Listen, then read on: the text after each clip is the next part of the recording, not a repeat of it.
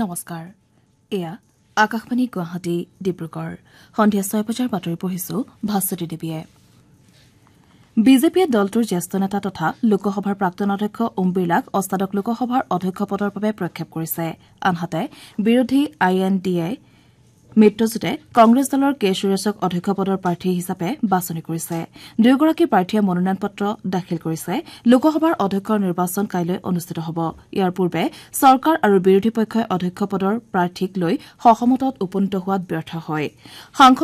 সংসদ ভৱনৰ বাহিৰত সাংবাদিকৰ সৈতে হোৱা কথা বতৰাত কেন্দ্ৰীয় মন্ত্ৰী পীয়ুষ গোৱেলে কয় যে কেন্দ্ৰীয় মন্ত্ৰী ৰাজনাথ সিং অমিত শ্বাহ আৰু পীয়ুষ গোৱেলে কংগ্ৰেছ দলৰ নেতা কেচি বেণুগোপাল আৰু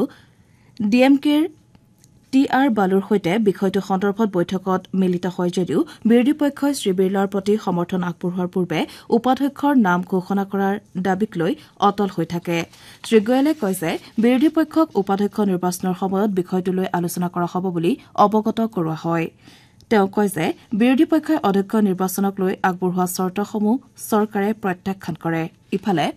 কংগ্ৰেছৰ সাংসদ ৰাহুল গান্ধীয়ে কয় যে বিৰোধী পক্ষ অধ্যক্ষ পদৰ প্ৰাৰ্থীক লৈ সমৰ্থন আগবঢ়াবলৈ সাজু কিন্তু এনে হলে উপাধ্যক্ষ পদৰ প্ৰাৰ্থীগৰাকী বিৰোধী পক্ষৰ হ'ব লাগিব সংসদ ভৱনৰ চৌহদত আজি সাংবাদিকৰ সৈতে হোৱা কথা বতৰাত তেওঁ কয় যে ৰাজনাথ সিঙে মল্লিকাৰ্জুন খাৰ্গেক সাক্ষাৎ কৰিছে আৰু অধ্যক্ষ পদৰ বাবে সমৰ্থন আগবঢ়াবলৈ আহ্বান জনাইছে ইপিনে অষ্টাদশ লোকসভাৰ অধিৱেশনৰ আজি দ্বিতীয় দিনাও কেইবাগৰাকীও নৱনিৰ্বাচিত সদস্যই শপত গ্ৰহণ কৰে ইয়াৰ ভিতৰত এনচিপিৰ শৰদ পাৱাৰ গোটৰ সুপ্ৰিয়া সুলে আৰু অমল খোলে শিৱসেনা সিন্ধে গোটৰ ড শ্ৰীকান্ত সিন্ধে পঞ্জাৱৰ প্ৰাক্তন মুখ্যমন্ত্ৰী তথা কংগ্ৰেছৰ সাংসদ চৰণজিৎ সিং সন্নী শিৰোমণি আকালী দলৰ হৰচিমৰত কৌৰ বাদল ইত্যাদি অন্যতম উল্লেখযোগ্য যে কালি 266 গৰাকী সাংসদে শপত গ্ৰহণ কৰিছিল আৰু বাকীসকলে আজি শপত গ্ৰহণ কৰে কাইলৈ সদনৰ উভয় সদনত যুটীয়া বৈঠকত ৰাষ্ট্ৰপতি শ্ৰীমতী দ্ৰৌপদী মুৰ্মুৱে ভাষণ দিব অহা 1 জুলাইৰ পৰা দেশত বলবৎ হ'বলগীয়া নতুন ফৌজদাৰী আইন সন্দৰ্ভত আজি প্ৰেছ ইনফৰমেশ্যন ব্যুৰোৰ উদ্যোগত উলুবাৰীৰ থকা অসম আৰক্ষীৰ মুখ্য কাৰ্যালয়ত এখন সংবাদ মাধ্যমৰ কৰ্মশালা অনুষ্ঠিত হয় এই অনুষ্ঠানত PIB উত্তৰ পূৰ্বাঞ্চলৰ মণ্ডল সঞ্চালক প্ৰধান কে সতীশ নাম্বুদিৰিপাদ অসম আৰক্ষীৰ অপৰাধ অনুসন্ধান শাখাৰ অতিৰিক্ত সঞ্চালক প্ৰধান মুন্না প্ৰসাদ গুপ্তাকে ধৰি কেইবাগৰাকীও ব্যক্তি উপস্থিত থাকে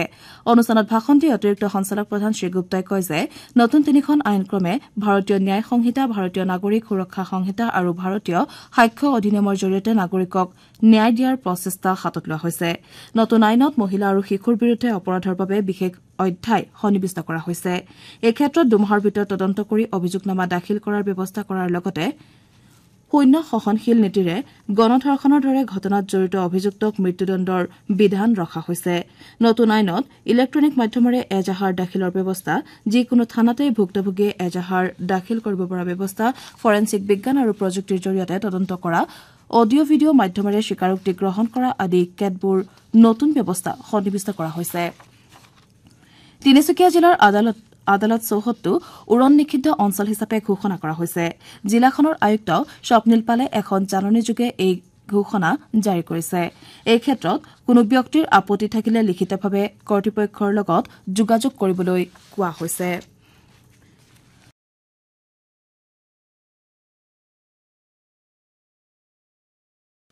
2024-25 বৰ্ষৰ শোণিতপুৰ জিলা